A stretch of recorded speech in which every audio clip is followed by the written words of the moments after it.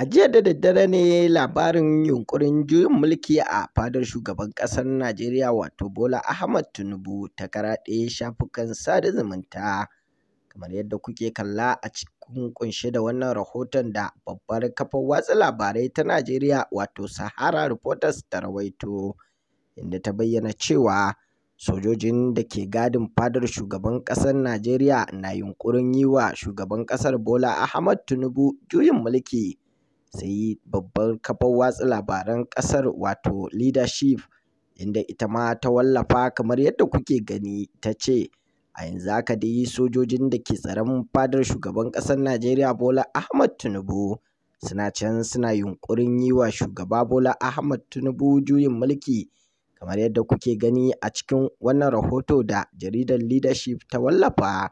Ba ma wai iya waɗannan jaridu kaɗai ba ne suka wallafa wannan rahoto, akwai manyan jaridu da dama daban-daban waɗanda suka wallafa wannan rahoto. To sai dai a gefe guda hedikwatar tsaro ta yi watsi da jita-jitar juyin mulki a Najeriya. Ita hedikwatar tsaro ta Najeriya ta yi fattali da zargin da kafar yaɗa labarai ta intanet ke yaɗawa kan ikirarin cewa an sanya musu tsaron fadar shugaban ƙasa a shirin kota kwana bayan zarge-zargen da ake yi kan fargabar kifar da gwamnatin Bola Ahmad Tinubu.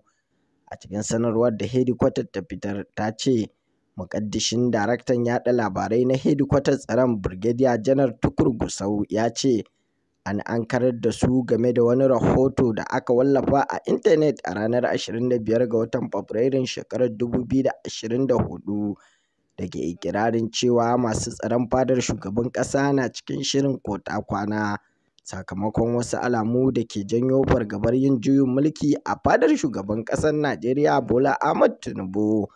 Rahoton ya kuma ce zargin ya janyo yin taron gaggawa tsakanin shugaba Bola Tinubu da shugaban ma'aikatar fadar shugaban ƙasa. Hedikwatar tsaron ta ƙaryata labarin, inda ta ce an tsare masu tsaron fadar shugaban ƙasa su kare fadar da kuma babban birnin tarayya da kewayenta. A cewar hedikwatar tsaron, a kullum jami'an tsaron da ke fadar shugaban ƙasa na cikin shiri ko da yaushe domin sauke nauyin da aka rataya a wuyansu. Hedikwatar ta yi kuma waiwaye kan yadda babban hafsan tsaron Najeriya Janar Christopher Musa ya sha nanata ƙudurin jami'an sojin Najeriya na kare martabar dimokuraɗiyya a ƙasar.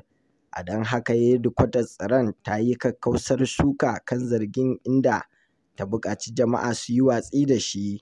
Kazalika hedikwatar ta kuma yi kira ga hukumomin tsaro da su gaggauta ɗaukan mataki kan jaridar da ta wallafa labarin, saboda mataki ne na rashin nuna kishin ƙasa a cewarta. To sai dai al'umma daban-daban sun wallafa ra'ayoyinsu a shafukan sada zumunta, inda suke cewa to babu wuri me ya kawo ciwo.